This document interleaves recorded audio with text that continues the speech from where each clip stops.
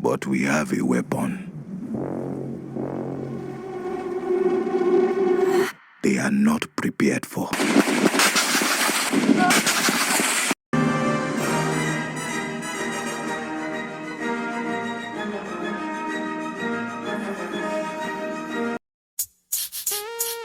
Oh, yeah, I almost forgot to tell you.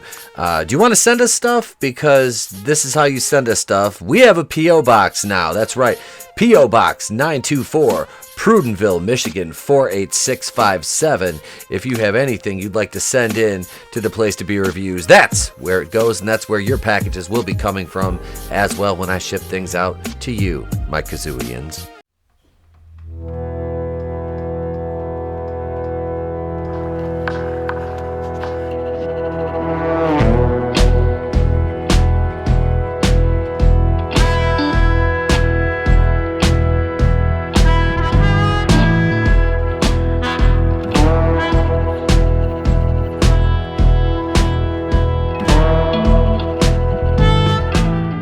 Here I was thinking I wasn't going to have to do this today. I wasn't going to have to cover any garbage. I found an article I wanted to cover, but this unfortunately came across. And the reason I keep talking about this is so I'll have smooth brains call me a racist on Twitter, because it's fun. It's fun when they water down their own terms of endearment, as I like to call them. But this movie, it made 19 and some odd, $1 million last weekend against a $50 million budget, with about a 2.5 times multiplier. So this is going to have to make, that's not counting marketing and promotional materials and all that. So this movie's going to have to make quite a bit more money to break even. But what I wanted to talk about is not the box office numbers. We got into that last night. I'll be interested to see how this does in week 2. The Woman King star Viola Davis and actor Julius Tenen defend the film's historical revisionism. We have to take license. We have to entertain people. What I'm hearing is, of all the stories, all the black stories that you could have told, you picked the one that happens to center around the tribe that is responsible for much of the slavery to come out of that region at that time. They were the most, prolific tribe as far as slave, and they would, take neighboring tribes and they would either sell them off as slaves, or they would keep them for slaves, or they would use them as human sacrifices. That's the true story of the Dahomey. This character that Viola Davis plays, General Naniska, is a fictional made-up character. She's made up. And, she's the one that's supposed to be against the slavery. And that's why they made her, because they had to have a voice who was supposedly against it. But yeah, every time they fought the French, they just got massacred. They made it. They make them out to be like this, in the promotional stuff to be, it's like, no, they got slaughtered. They got slaughtered when they fought people with real weapons.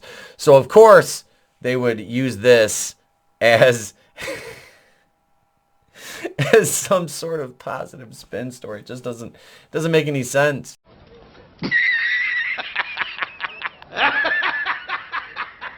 You could have literally made anything else up about any other, story, and this is the one you decide to pick. And of course, it's by Maria Bello and some other older white lady, another, I believe, washed-up actress. I believe they're the writers of this. It's like, the age of men is over. Do I need to point out the glaring hypocrisy of them? I don't know, glorifying. It's disgusting. It's gross. And then I'm the bad person for pointing out how bad that this tribe actually was and how violent. But hey, amidst criticism that the film avoids addressing its main subject's heavy participation in the Atlantic slave trade, Star Viola Davis and actor Julius Tennant have defended the woman king, which is a queen. So we're clear. There's no such thing as a woman king. She's a queen, which isn't less than a king. See, I know feminists like to think they have to appropriate. Hi, puppy. Hi, girl. What are you doing? My dog's here with me. Why they have to, take and make their characters out to be basically men. If when I'm saying we're equal, it doesn't make any sense. It doesn't make any sense. It's upside down. But Tennant and Davis have defended the Woman King's decision to shy away from the Kingdom of Dahome's active participation in one of the history's darker moments on the grounds that we have to entertain people. So we picked a story about slavers. Set in the historical African Kingdom of Dahomey, now modern-day Benin. During the opening years of the 1820s, the Woman King tells a fictionalized version of the 1923 Dahomey Revolt and focuses on the role of General Naniska Davis, who's made up, and her all-female Ogoji warriors as they fight to liberate their state from the subordination of the rival Oyo Empire. That is a cunt move. However, Dahomey's existence was not entirely altruistic as the film presents it, as in reality, the kingdom was one of the heaviest participants in the African slave trade. Throughout its entire existence, the Dahome's economic stability was based on their enslavement of neighboring tribes, whose peoples would be captured by the kingdom by way of war or specifically targeting restocking rate, which makes it sound even worse. Yup! The Dahomey would force their captured into slavery, with some being sold off to European slavers for profit and others kept in servitude by the kingdom's own elite. Yet, this aspect of Dahomey's history receives little attention in The Woman King, as the film's tackling the subject ultimately amounts to a B-plot. It's a bold strategy, Cotton. Let's see if it pays off for him. In which protagonist General Naniska is shown arguing to be a vocal opponent of the opponent to no avail.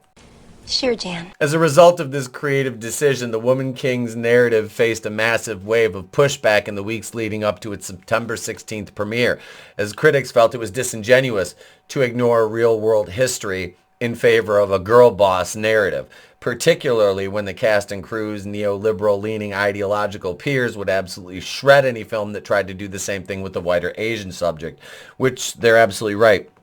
You don't see them making movies glorifying the Nazis, you know what I mean, and trying to make them out to be the good guys, because that's disgusting, and so is this. But these criticisms have done little to faze Davis and Tennant, who believe that said sidestepping of historical record was necessary for the film's success. Asked by a Variety Senior Awards editor Clayton Davis during a post-premiere interview for their thoughts on the pushback, Davis asserted, "First of all, I agree with the director, Gina Prince Bythewood, saying you're not going to win an argument on Twitter, but usually everybody that you're going to be arguing with in this case would be on your side." So we entered the story where the kingdom was in flux at a crossroads, she explained.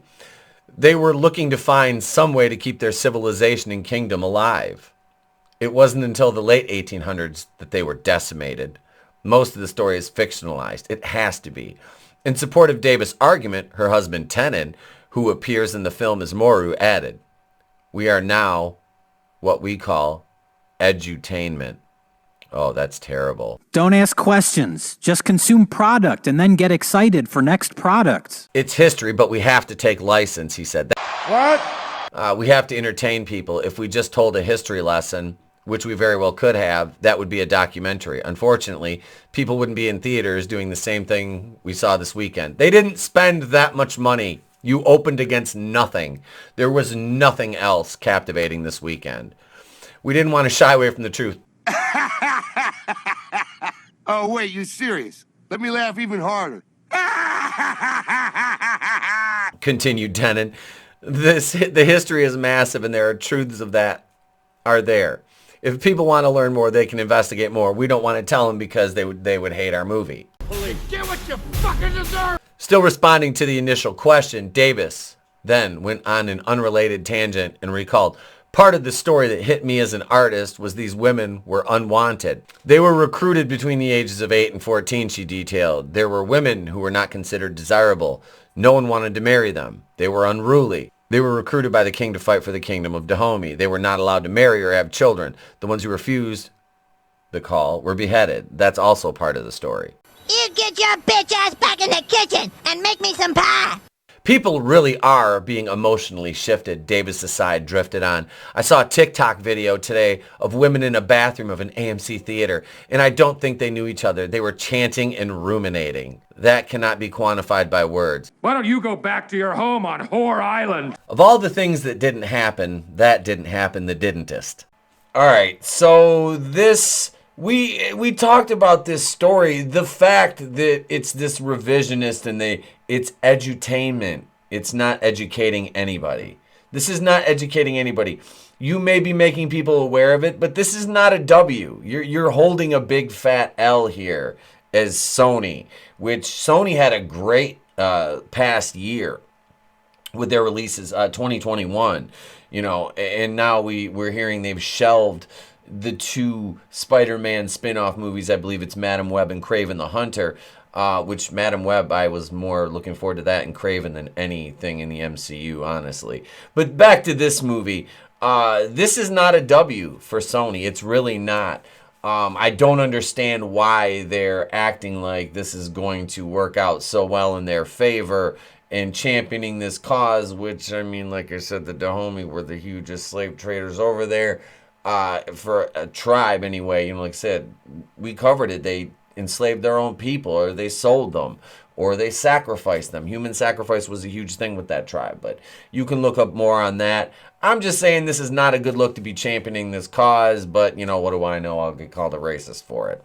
So that's it, folks. Leave your thoughts in the comments below. If you've enjoyed the video, please let today be the day you subscribe to the channel. Much more content coming out. Members only stuff. We got another members video dropping tomorrow. We got a members stream tomorrow. We got at least another video or 2 dropping tomorrow. We're busy here, folks. Live streams, videos, members content, you know it. Queen from the Place to Be Reviews. Been right here with all of yous. If I don't see you, have a great day, a pleasant tomorrow, and I'll catch you on the next one.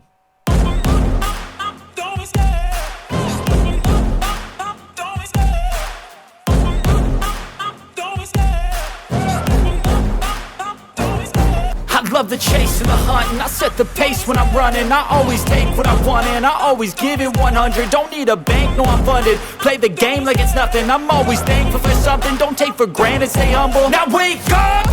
It's time to look at the enemy. Look in the mirror if he is no friend to me. It's not working out, maybe it's the chemistry. It's time to break up so I can make a better me. Better believe in your mind, cause it's everything. You can mold, shape, find almost anything. All it takes is some time and some clarity to find your identity. It's mind over everything.